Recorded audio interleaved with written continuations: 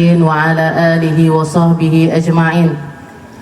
سبحانك لا علم لنا إلا ما علمتنا إنك أنت العليم الحكيم. رب اشرح لي صدري ويسر لي أمري واحلل عقدة من لساني يفقه قولي. أما بعد.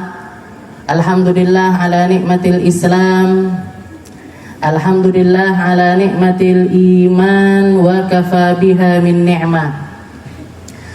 Alhamdulillah, segala puji bagi Allah Subhanahu wa ta'ala yang memberi kita nikmat Islam iman, yang memberi kita nikmat sehat serta kesempatan untuk belajar, yang memberi kita setiap perkara-perkara besar sampai yang terkecil di dalam kehidupan kita. Semuanya tidak pernah lepas dari kuasanya Allah. Semuanya tidak pernah lepas dari jalan takdirnya Allah. Semuanya tidak pernah lepas dari setiap keinginan-keinginan Allah. Kita dipertemukan kembali oleh Allah Subhanahu wa ta'ala di momen yang indah. Setelah sekian bulan harus berlibur bersama karena banyak hal, di kesempatan kali ini Allah Subhanahu wa ta'ala mempertemukan kita kembali di momen yang indah dengan pembacaan Maulid Nabi Muhammad sallallahu alaihi wasallam, yaitu maulid yang kita kenal dengan nama Simtud Durar, atau juga seringkali dikenal dengan nama Maulid Al-Habsyi, karangan dari seorang ulama besar, karangan dari seseorang yang Allah Ta'ala beri kenikmatan yang besar berupa kecintaan yang luar biasa kepada Allah Subhanahu wa ta'ala, juga kecintaan yang luar biasa kepada Nabi Muhammad sallallahu alaihi wasallam. Dikatakan Al-Habib Ali Habsyi ketika mengarang Simtud Durarnya itu enggak kurang dari kurun waktu 3 hari. Beliau menyelesaikan sebuah karangan maulid yang setiap kalimat-kalimatnya maknanya sangat-sangat indah sekali, yang qasidah-qasidahnya banyak dilantunkan oleh orang-orang yang bersuara indah. Salah satu kalimat dari Al-Habib Ali yang seringkali beliau ucapkan, nahnu fi rauhatin wa rahah wa huburin wastirahah, ni'matul Islam ajallu ni'amin halat bisahah.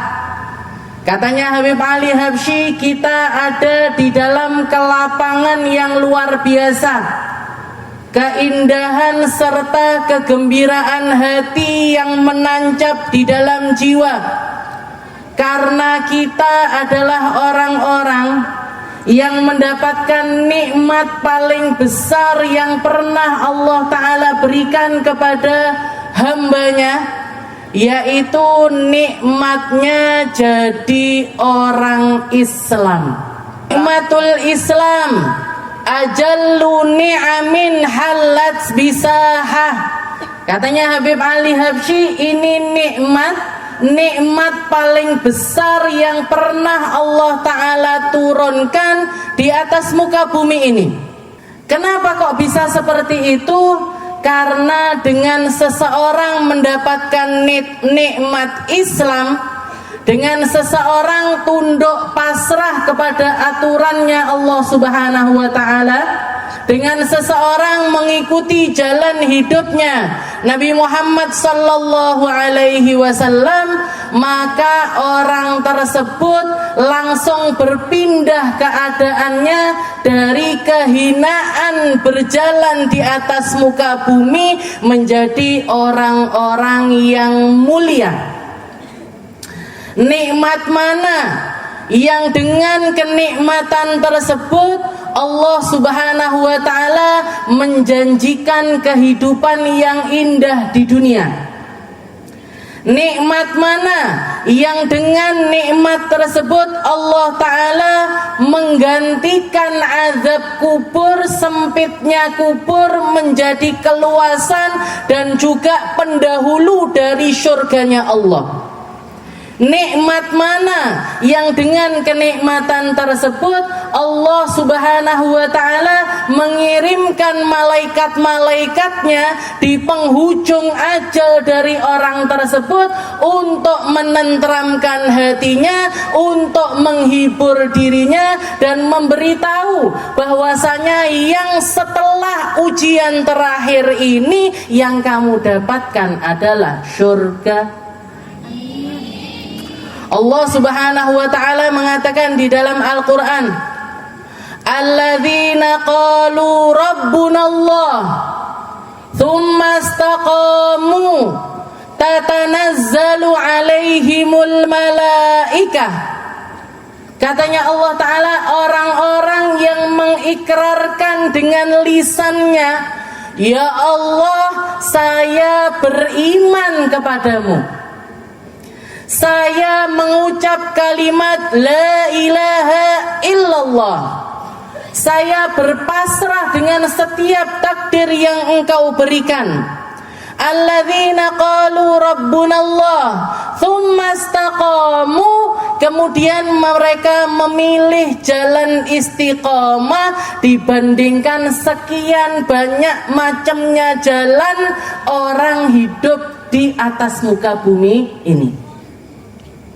Ada orang yang hidup memilih untuk mengisi hari-harinya dengan kenikmatan-kenikmatan duniawi. Ada jalan lain di mana orang-orang hidup memilih untuk kocar-kacir sana, kocar-kacir sini.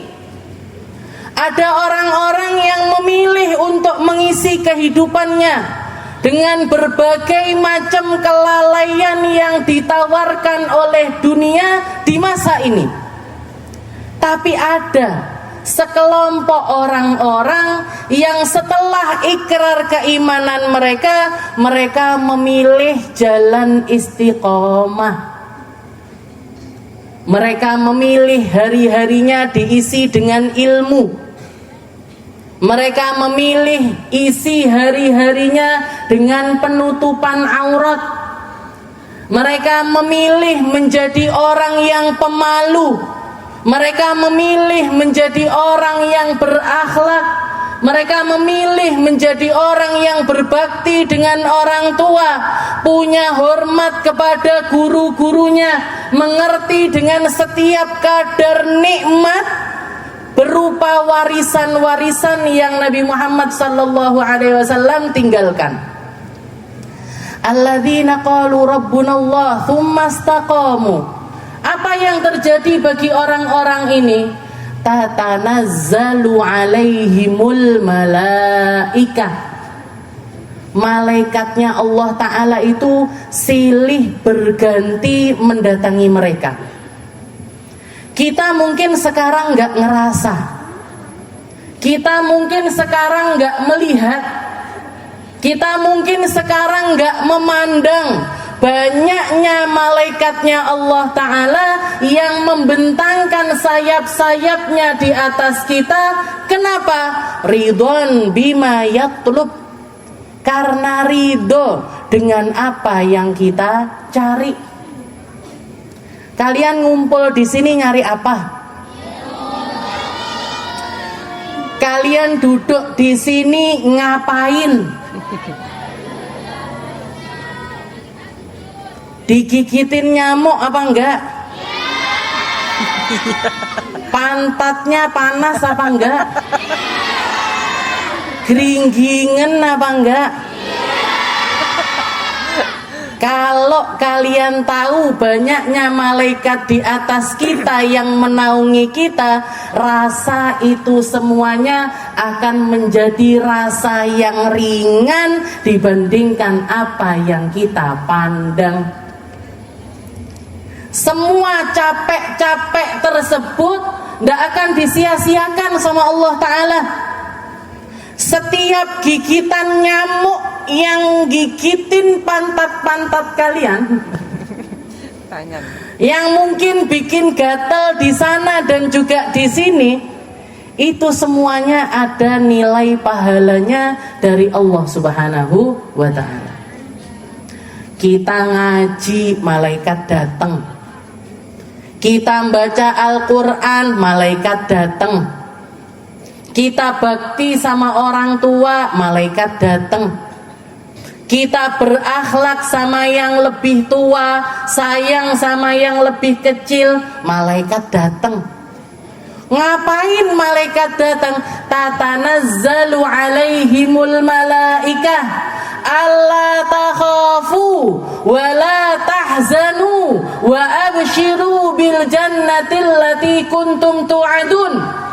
Katanya para malaikat, kalian orang-orang iman, kalian orang-orang yang istiqomah, kalian akan melihat hasil dari istiqomahmu akan dijauhkan setiap kesedihan dari dirimu. Allah takhafu, jangan risau. Wala tahzanu, jangan sedih. Wa abshiru bil jannah. Kenapa? Karena yang menanti di ujung ajal kalian adalah surganya Allah. Semua yang kita lakukan ini penuh dengan ridhonya Allah. Tinggal kita naruh wadahnya bagaimana. Tinggal kita naruh hati kita seperti apa. Tinggal kita nata niat kita bagaimana. Karena sebesar apapun perjuangan kita, kalau niatnya nggak benar, semuanya akan menjadi sesuatu yang sia-sia. Innamal a'malu binniyat. Katanya Nabi Muhammad seperti itu. Semua yang kalian lakukan tergantung sama niat kalian. Kalau niatnya benar, kalau niatnya lurus, Allah Ta'ala akan memberikan di luar apa yang bisa kita prediksikan. Makanya katanya para ulama, al-ilmu bit-ta'allum wal-hilmu bit-tahallum. Kalau mau jadi orang berilmu, gak ada jalan kecuali lewat belajar. Dan yang namanya orang belajar itu gak mungkin gampang, itu gak mungkin. Gak mungkin bisa didapat dengan males-malesan, itu gak mungkin. Gak mungkin bisa didapat dengan cara-cara yang kecil, itu gak mungkin. Karena Allah Ta'ala bahkan mengatakan kepada Nabi Allah Yahya, ya Yahya khudhil kitaba biquwwah. Wahai Yahya, kamu kalau mau serius dapat Alkitab ini, kamu kalau mau serius dapat ilmu ini, kamu kalau mau serius ngerti, faham tentang aturan-aturannya Allah Ta'ala ini, maka ambil kitab ini biquwwah, dengan segenap kekuatan kita. Berikan rehatnya kita di situ. Berikan waktunya kita di situ. Berikan harta kita di situ. Berikan konsentrasi kita di situ. Berikan adab kita, akhlak kita di situ. Baru kita akan mendapatkan apa yang Allah Ta'ala berikan dari pemahaman-pemahaman ilmu. Al-ilmu bit-ta'allum. Mau jadi orang berilmu harus belajar.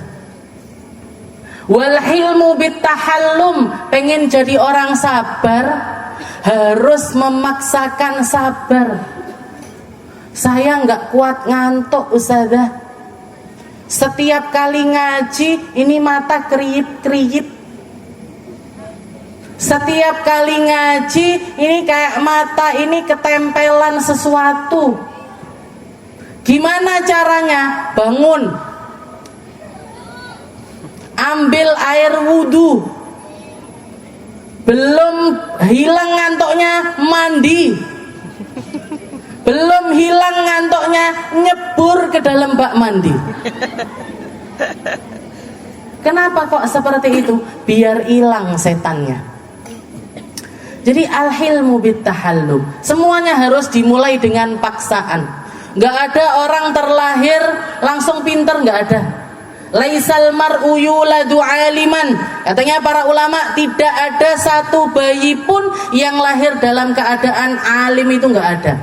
Semuanya harus dititi satu persatu, kalimat per kalimat, sa'ah fasa'ah, satu kesempatan demi satu kesempatan. Itu aturan-aturan yang Allah Ta'ala berikan untuk ngetes ayyukum ahsanu amala, siapa di antara kalian yang beramal menggunakan momen kehidupan ini untuk istiqomah dengan cara yang terbaik, bukan yang terbanyak, bukan yang paling tinggi nilainya, bukan yang paling bisa ngumpulin sesuatu, enggak, tapi yang paling baik di dalam mengambilnya. Ada satu kisah, Syekh Abdul Qadir Al-Jailani. Pernah dengar namanya Syekh Abdul Qadir Al-Jailani? Manakibnya dibaca di sini? Enggak. Ada seorang ulama yang terkenal sekali, bahkan julukannya beliau adalah kutub di zamannya. Beliau ini mencapai derajat kewalian paling tinggi di zaman beliau. Tidak ada seseorang yang ada di atasnya Syekh Abdul Qadir Al-Jailani ketika beliau menjabat menjadi wali kekasihnya Allah Ta'ala yang paling tinggi. Dikatakan Syekh Abdul Qadir Al-Jailani di dalam perjalanan beliau untuk belajar, di masa-masa beliau masih ngaji, di masa-masa beliau masih belajar, beliau punya sahabat 3 orang. Jadi bertiga, Syekh Abdul Qadir Al-Jailani sama 2 orang yang lainnya. Tiga-tiganya sama-sama pinter, tiga-tiganya sama-sama rajin, tiga-tiganya kesana kemari jalan ke kamar mandi bareng, belajar bareng, tidur bareng, makan bareng. Istilahnya di pesantren itu mau kemana-mana itu mereka bertiga. Setelah sama-sama pinter, sama-sama alim, sama-sama rankingan, gampang ranking, istilahnya nilainya tinggi. Setelah itu dikatakan mereka bertiga ini dengar kabar di desa sebelah ada seorang wali yang terkenal. Ada seorang wali yang doanya itu diijabah sama Allah Ta'ala. Ada seorang wali yang keilmuannya itu juga banyak diambil manfaat dari orang-orang sekitarnya. Maka mereka bertiga ini ketika dengar ada orang soleh semacam itu, janjian, ayo kita bertiga nanti pas liburan sowan ke tempatnya kiai itu, sowan ke tempatnya wali tersebut. 3 orang ini tadi, ya, karena mereka memang bersahabat karib, bersahabat dekat, bestie kalau zaman sekarang. Jadi kemana-mana bertiga, ayo kita nanti agendakan pergi ke sana. Setelah itu mereka bertiga ngobrol. Yang satu mengatakan, saya nanti kalau sowan ke tempatnya kiai itu, saya mau nanya permasalahan ini dan ini. Kenapa kok seperti itu? Saya pengen ngetes orang ini alim bener apa enggak. Orang pertama, temannya yang pertama. Setelah itu yang kedua, ketika ditanya, kamu apa tujuanmu datang ke kiai itu? Oh, kalau saya ada permasalahan ini di dalam ilmu yang saya sampai sekarang nggak ngerti. Saya pengen bertanya kepada orang tersebut. Yang satu pengen ngetes, yang satu pengen belajar. Yang satunya lagi, Syekh Abdul Qadir Al-Jailani, ketika ditanya, Abdul Qadir, kamu apa tujuanmu sowan ke kiai tersebut? Katanya Syekh Abdul Qadir, saya nggak punya niatan apa-apa. Saya cuman pengen minta doa. Saya cuman pengen ngambil berkah. Saya pengen minta doa sama orang tersebut. Sampai hari yang ditentukan mereka bertiga jalan bareng ke sana. Begitu nyampe di rumahnya kiai ini tadi, wali yang terkenal itu tadi, mereka ngetok pintu, nanya sama santrinya, nanya sama satpamnya, nanya sama orang-orang yang ada di sekitaran rumahnya, minta izin untuk ketemu sama sang wali tersebut. Nggak dibuka-bukakan. Sampai nunggu 1 jam, nunggu 2 jam, nunggu 3 jam, nunggu berjam-jam, nggak dibuka-buka. Mulai dari siang mereka nunggu sampai malam nggak dibukain. Begitu tengah malam, dikatakan si wali ini tadi ngomong sama salah satu santrinya untuk anak 3 itu tadi disuruh mendekat ke depan rumah mereka. Begitu sudah dekat dari rumahnya, si wali ini tadi cuman buka pintu rumahnya sedikit.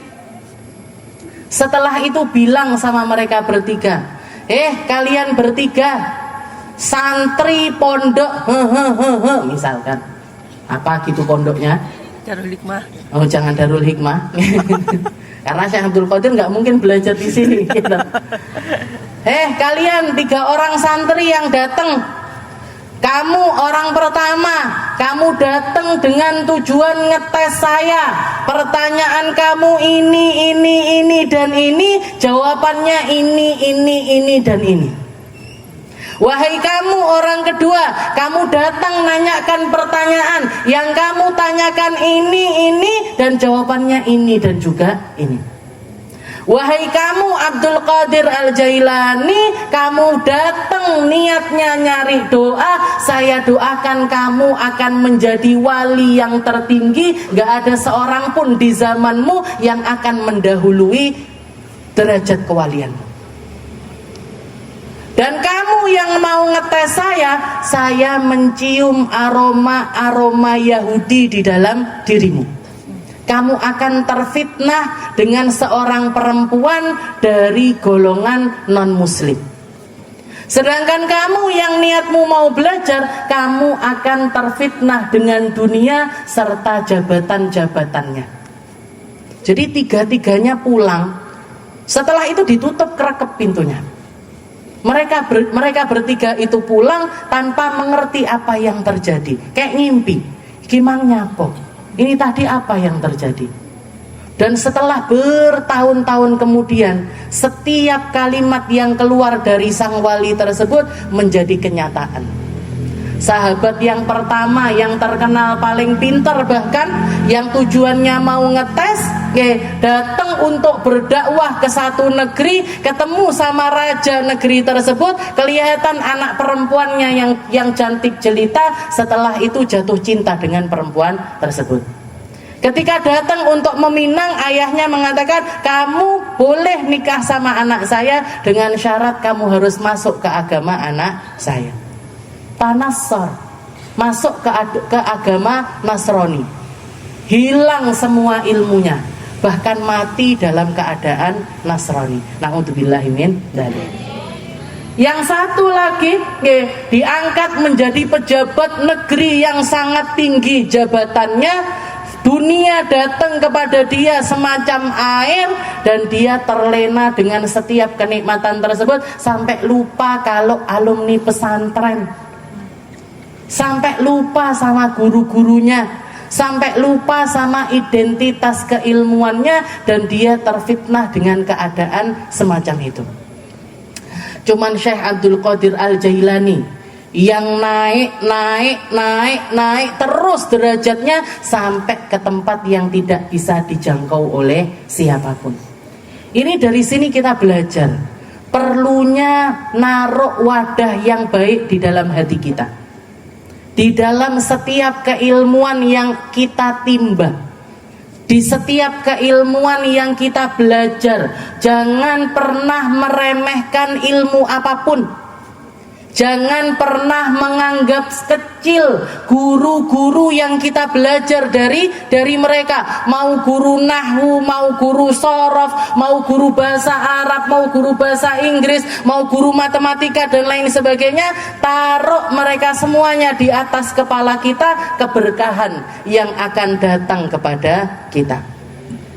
Belajar penting, belajar dengan serius penting, tapi ada sesuatu yang lebih penting lagi, yaitu meluruskan keadaan hati kita untuk mencari hal-hal yang indah yang semuanya datang dari Allah Subhanahu wa Ta'ala. Kita duduk di sini niatnya ngaji. Kita duduk di sini belajar kitab Risalatul apa? Dibawa apa enggak kitabnya? Bawa semua kitabnya. Coba dibaca halaman yang pertama atau diwakili sama yang di atas untuk membaca satu ini. Nah, jadi dari mulai halaman berapa ini? Halaman 1 sampai halaman 34. Mulai dari Bismillahirrahmanirrahim. Coba biar tabarukan sama kitabnya juga. Bismillahirrahmanirrahim. Alhamdulillahirabbil alamin, hamdan yuafi ni'amahu wa yukafi mazidah. Wa sallallahu ala sayyidina Muhammad wa ala alihi wa sahbihi wa sallam. Qala Rasulullah sallallahu alaihi wasallam, "Talabul ilmi fariidatun ala kulli muslimin wa muslimatin." Wa qala sallallahu alaihi wasallam, "Man salaka tariqan yaltamisu fiha 'ilman salakallahu bihi tariqan ilal jannah." Wa ba'du فهذه مسائل مختصرة من بعد كتب حجة الإسلام الغزالي غالبا من عرفها وعمل بها نرجو له من الله أن يكون من أهل العلم ظاهرا وباطنا وبالله توفيق. Bismillahirrahmanirrahim. Alhamdulillahirabbil alamin. Jadi di awal kitab Risalatul Jami'ah ada salah satu cara yang diajarkan oleh guru-guru kita setiap kali kita mau memulai baca kitab, apalagi kitab-kitab salaf, apalagi kitab-kitab yang dikarang sama orang-orang terdahulu. Biasanya kita diajarkan untuk memulainya dengan kalimat qalal muallif rahimahullahu ta'ala wa nafa'ana bihi wa bi'ulumihi fid daraini amin. Nanti saya tuliskan. Jadi kalau kalian mau baca kitab karangannya ulama-ulama, karangannya orang-orang terdahulu, sempatkan untuk membaca kalimat ini. Biar apa? Biar kita dapat keberkahan dari sang pengarang kitab. Kalimat tersebut artinya qalal muallif, berkata sang pengarang, nafa'anallahu bih, semoga Allah Ta'ala memberi kemanfaatan bagi kita di dalam ilmunya. Karena yang dicari dari ilmu itu manfaatnya. Sebagaimana apa yang dicari dari pohon itu adalah buahnya, maka yang dicari dari ilmu itu adalah kemanfaatannya. Banyak orang paham ilmu tapi nggak bisa mengamalkan. Banyak orang punya ilmu tapi ilmunya nggak bermanfaat. Bahkan untuk dirinya sendiri pun nggak bisa memberi kemanfaatan. Kalian kalau sudah keluar pesantren atau ngelihat tren yang ada di luaran sana, berapa banyak orang yang paham tentang ilmunya menutup aurat, tapi ketika keluar dari pesantren bahkan kain yang di atas kepala ini nggak bisa dipertahankan. Kenapa mereka jadi orang yang semacam itu? Karena ilmunya nggak memberi manfaat untuk dirinya. Dan ilmu yang semacam itu, ilmu yang tidak diamalkan, ilmu yang tidak memberi manfaat, setiap kali kita tidak mengamalkannya, dia melaknat kita. Ilmu tersebut melaknat kita. Kamu orang ngerti tapi nggak jilbaban. Kamu orang ngerti tapi nggak bakti sama orang tua. Kamu orang yang ngerti tapi nggak ngerti gimana caranya memuliakan ilmu. Jadi ilmu itu akan melaknat orang tersebut. Makanya yang kita minta setiap kali mau ngaji, nafa'anallahu bih, ya Allah kasih saya kemanfaatannya ilmu. nafa'anallahu bihi wa bi'ulumihi, serta beri kami kemanfaatan dari ilmu-ilmu mereka. Fid daraini amin, di dunia sampai di akhirat nanti. Jadi sempatkan untuk membaca kalimat tersebut. Jadi di sini kitab Risalatul Jami'ah ini, Risalatul Jami'ah wa Tadhkiratun Nafi'ah, Ta'lifus Sayyid Asy-Syarif Al-Alim Al-Allamah Al-Habib Ahmad bin Zain bin Alawi Al-Habsyi. Ini adalah sebuah karangan paling tipis, paling kecil, yang patut untuk dipakai bagi siapapun yang belajar ilmu fikih di awal. Katanya beliau, Bismillahirrahmanirrahim.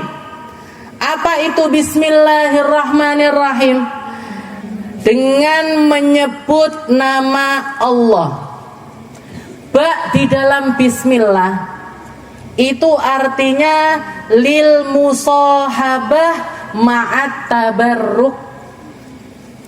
Ba di dalam Bismillah artinya adalah, ya Allah, saya menggandengkan setiap apa yang saya mulai di dalam kitab ini, serta mencari keberkahan ketika saya menyandingkan namamu untuk memulai perkara ini. Jadi baknya itu tadi maknanya adalah lil musahabah ma'at tabarruk, nyari keberkahan namanya Allah Ta'ala di dalam permulaan kitab. Sebagaimana di dalam kisah diceritakan, Nabi Allah Sulaiman ketika nulis surat pertama kali kepada Ratu Balqis, beliau menulis di atas suratnya, innahu min Sulaiman wa innahu bismillahirrahmanirrahim. Surat ini datang dari hamba Allah yang namanya Sulaiman, dan surat ini dimulai dengan nama Allah. Kenapa kok Nabi Sulaiman pakai namanya Allah?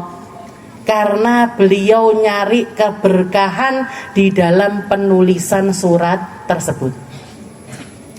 Dari sini Nabi Muhammad SAW mengatakan, kullu amrin dzibalin la yubda'u fihi bismillah fahuwa aqta, wa fi riwayah abtar, wa fi riwayah ajdam.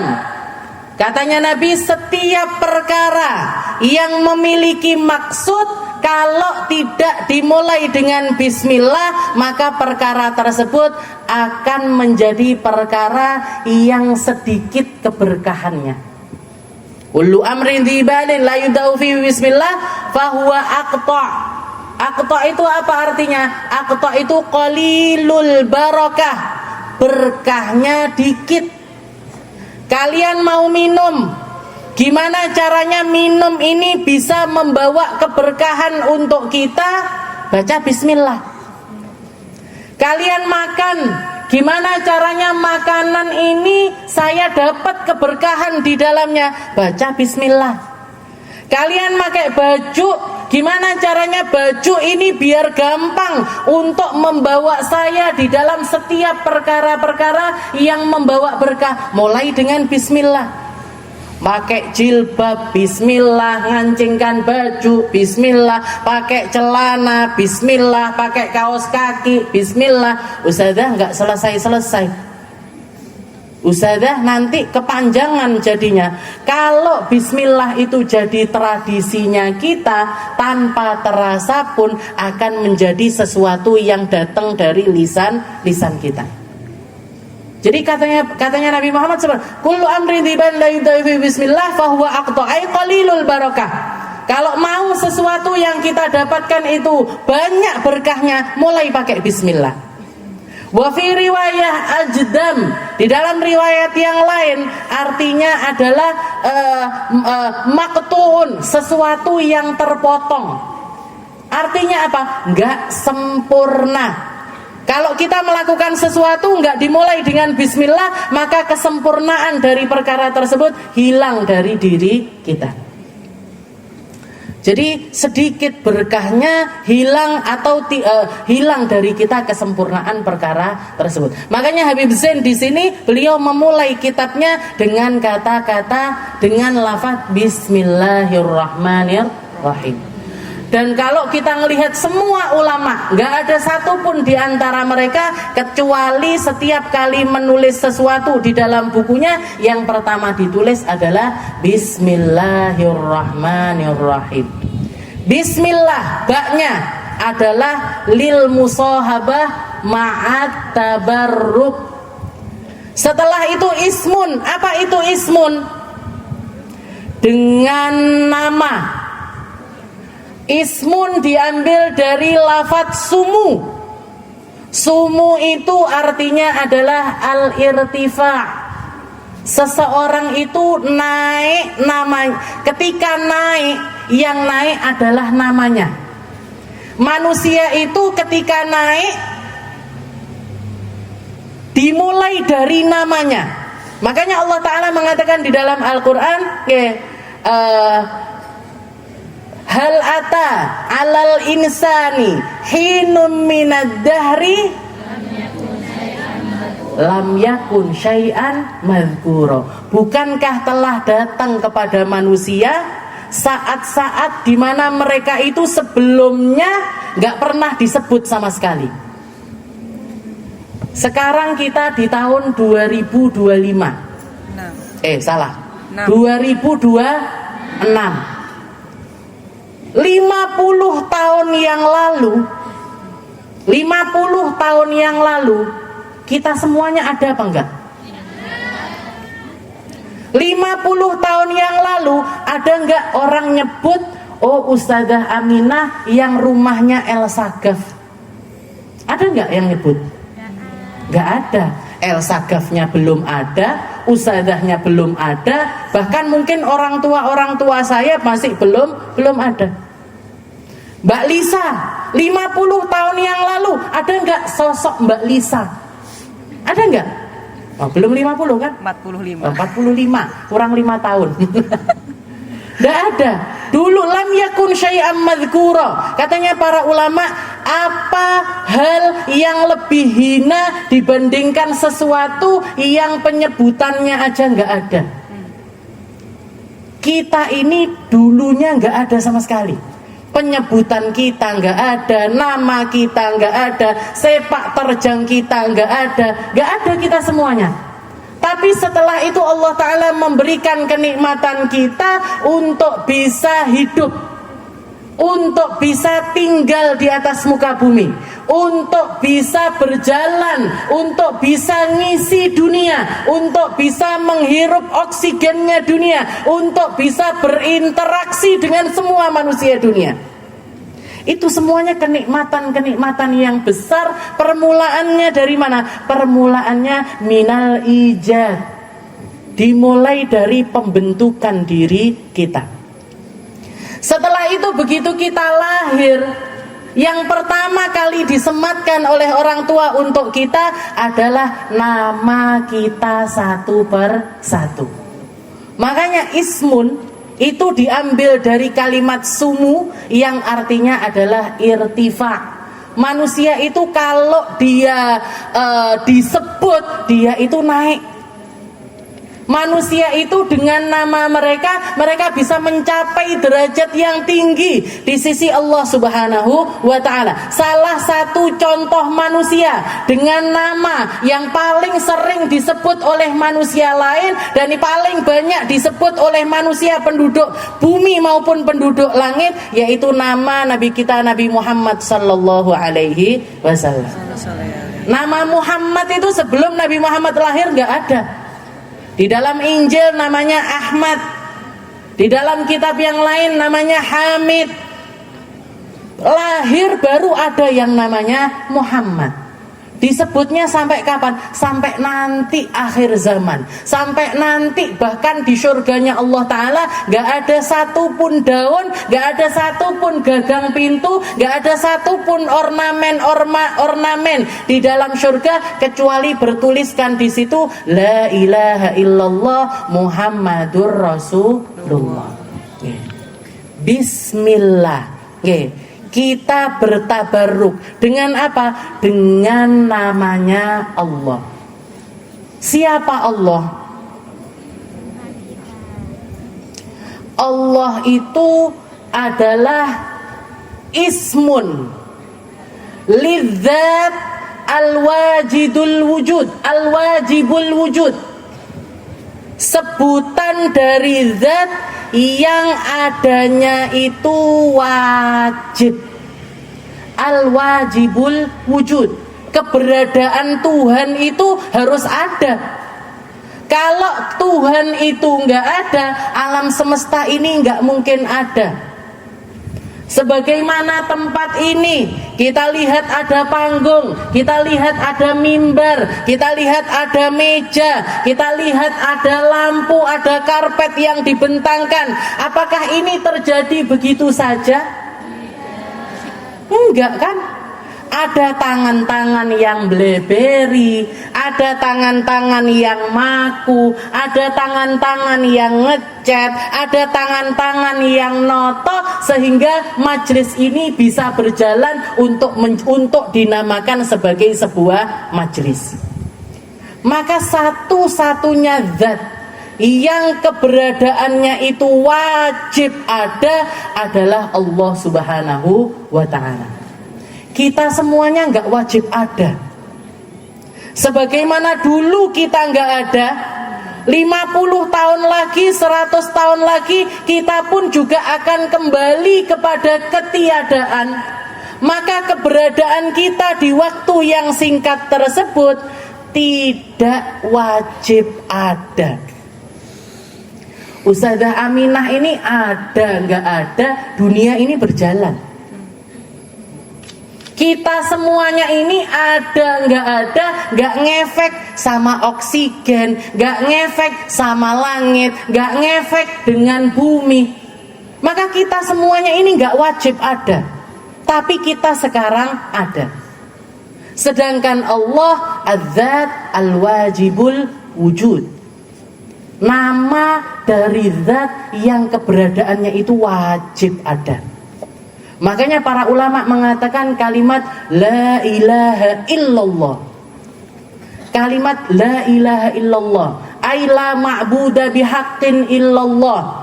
Tidak ada Tuhan yang patut untuk disembah kecuali Allah Subhanahu wa ta'ala. Itu kalimat adalah kalimat paling ikhlas dan kalimat paling kholas. Apa itu kalimat ikhlas dan juga kalimat kholas? Kalimat ikhlas adalah kalimat paling tulus yang pernah diucapkan oleh manusia. Kenapa? Karena kalimat ini kalimat yang paling bisa dibuktikan dengan nyata.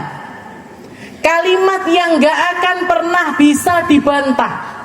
Kalimat yang seluruh alam semesta ini menjadi bukti tentang kebenaran kalimat tersebut. La ilaha illallah. Dan yang memperjuangkan untuk menancapkan kalimat tersebut di dalam hati setiap hamba-hamba Allah Ta'ala adalah Nabi kita, Nabi Muhammad Sallallahu Alaihi Wasallam.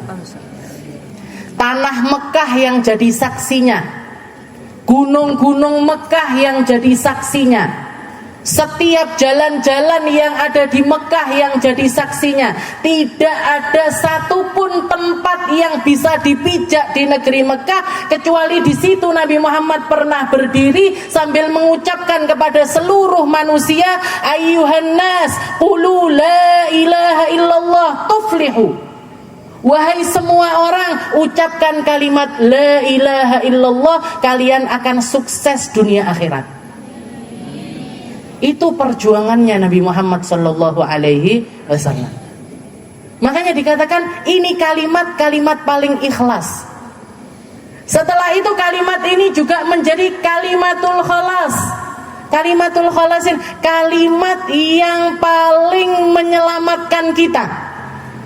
Kalimat yang mengentaskan kita dari kehinaan. Kalimat yang mencerahkan setiap pikiran-pikiran kotor kita. kalimat yang akan membawa kita untuk menjadi seseorang yang tahu persis kemana tujuannya. Tujuan kita Allah, tujuan kita ketemu sama Allah, tujuan kita mempertanggungjawabkan segalanya di hadapan Allah. Makanya Sayyidah Asiyah, imra'atu Fir'aun, istrinya Fir'aun, ketika dia memilih jalan keimanan, meskipun berada di tengah-tengah tempat paling banyak maksiatnya di waktu tersebut, di dalam istananya Fir'aun, bersanding dengan suami paling bejat yang bahkan pernah bikin peraturan negeri ini kalau ada bayi yang lahir jenis kelaminnya laki-laki, bunuh. Berapa ribu bayi yang dibunuh sama Fir'aun? Berapa banyak darah yang ditumpahkan dengan berdasar sesuatu yang nggak masuk akal. Apa dasar kebijakannya Fir'aun ini tadi? Mimpi yang dia nggak tahu bener apa enggaknya. Bayangkan, keluar kebijakan yang sangat-sangat bejat sekali. Fir'aun punya istri namanya Sayyidah Asiyah, orang yang bertakwa kepada Allah, orang yang langsung beriman kepada Nabi Allah Musa, begitu sampai dakwah kepada dirinya. Yang sampai akhirnya begitu imannya Asiyah ini tadi ketahuan sama suaminya, Fir'aun sendiri yang mengeksekusi mati istrinya. Ditaruh di atas tanah yang begitu panas, ditarik tangan serta kakinya secara bersamaan, sampai para ulama mengatakan itu sendi tangan sama sendi kakinya keluar dari tempatnya masing-masing secara bersamaan. Tidak sampai situ, dilemparkan dengan batu yang besar dari atas. Tapi Allah Ta'ala memberikan kemuliaan kepada Sayyidah Asiyah. Sebelum beliau merasakan setiap rasa sakit dari siksaannya Fir'aun, dicabut nyawanya sama Allah, sehingga beliau tidak merasakan rasa sakit sama sekali. Dan doanya beliau yang terkenal diabadikan sama Allah Ta'ala di dalam Al-Quran, Rabbibnili indaka baitan fil jannah. Ya Allah, bangunkan untuk saya di sisimu. Yang dicari sama Sayyidah Asiyah kebersamaan dengan Allah, bukan rumahnya, bukan syurganya, bukan tempat tinggalnya, bukan kenikmatannya, tapi beliau minta Rabbibnili indaka baitan fil jannah. Ya Allah, bangunkan untuk saya di sisimu rumah di dalam surga nantinya. Jadi tujuannya manusia itu Allah. Tujuannya manusia itu nyari ridhonya Allah. Tujuannya manusia ini selamat sampai ke surganya Allah. Makanya kalimat la ilaha illallah itu kalimat ikhlas. Ditambah lagi juga kalimatul khalas, kalimat yang akan menyelamatkan setiap perkara buruk di dalam kehidupan kita. Kalau mau terhindar dari azab kubur, la ilaha illallahnya yang kuat. Kalau mau terhindar dari panasnya padang mahsyar, la ilaha illallahnya harus kuat. Kalau mau terhindar dari penerimaan buku catatan pakai tangan kiri, la ilaha illallahnya harus kuat. Kalau mau timbangan amal kebaikannya yang lebih kuat, maka la ilaha illallahnya harus kuat. Bahkan Nabi Muhammad SAW mengatakan, orang ketika mengucap kalimat la ilaha illallah sidqan min qalbi, serius dari dalam hatinya, misalkan ada sebuah timbangan, la ilaha illallahnya ditaruh di satu neraca yang satunya diletakkan sama Allah Ta'ala dunia serta seisinya, maka kalimat la ilaha illallah yang keluar dari lisan hamba yang beriman akan jauh lebih berat ketimbang dunia serta langit serta apa yang ada di antaranya. Kalimatul ikhlas wa kalimatul khalas. Mau selamat sampai ke surga, la ilaha illallahnya yang harus dipertahankan sampai ajal mendatangi kita. Bismillah. Setelah itu yang disematkan asma Allah atau nama Allah Ta'ala yang disematkan di dalam pembukaan kalimat ini adalah Ar-Rahman Ar-Rahim. Apa itu Ar-Rahman? Apa itu Ar-Rahim? Para ulama mengatakan Ar-Rahman Al-Mun'im bijalailin ni'am. Ar-Rahman itu adalah nama Allah Ta'ala yang memiliki sifat pemberi kenikmatan dari kenikmatan-kenikmatan yang besar. Kita dikasih Islam iman, ini nikmat besar. Kita dikasih hidup, ini nikmat besar. Kita dikasih mata di tempatnya, telinga di tempatnya, hidung di tempatnya, mulut di tempatnya, itu kenikmatan besar. Buktinya kalau kenikmatan itu besar gimana? Buktinya kalau digeser sama Allah Ta'ala dikit aja bingung kita. Iya enggak?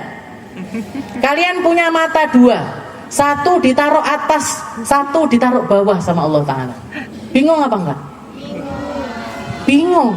Kaliannya bingung, orang tua kalian bingung, keluarga kalian bingung, mulai nabung untuk bikin mata ini sama kayak orang-orang yang lainnya. Kita dikasih sama Allah Ta'ala jari-jari, 5 di kanan, 5 di kiri. Misalkan sama Allah Ta'ala nggak dikurangi, nggak digeser juga enggak, ditambahi 1 aja.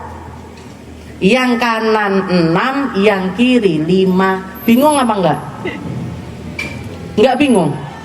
Oh enak, yang lainnya hitung-hitungannya 10, saya 11. Nah ini berarti apa? Ar-Rahman. Oke, namanya Allah Ta'ala yang Rahman ini adalah sang pemberi nikmat dengan nikmat-nikmat yang besar. Setelah itu juga Allah Ta'ala menggunakan kalimat Ar-Rahim. Apa artinya Ar-Rahim? Sang pemberi nikmat dengan nikmat-nikmat yang kecil. Kita dikasih mata sama Allah Ta'ala, ini nikmat besar. Nikmatnya tajamnya penglihatan mata, ini tambahan-tambahan nikmat yang Allah Ta'ala berikan. Dan kalau kita mau ngitung-ngitung nikmatnya Allah Ta'ala, kita tidak akan pernah bisa menghitungnya.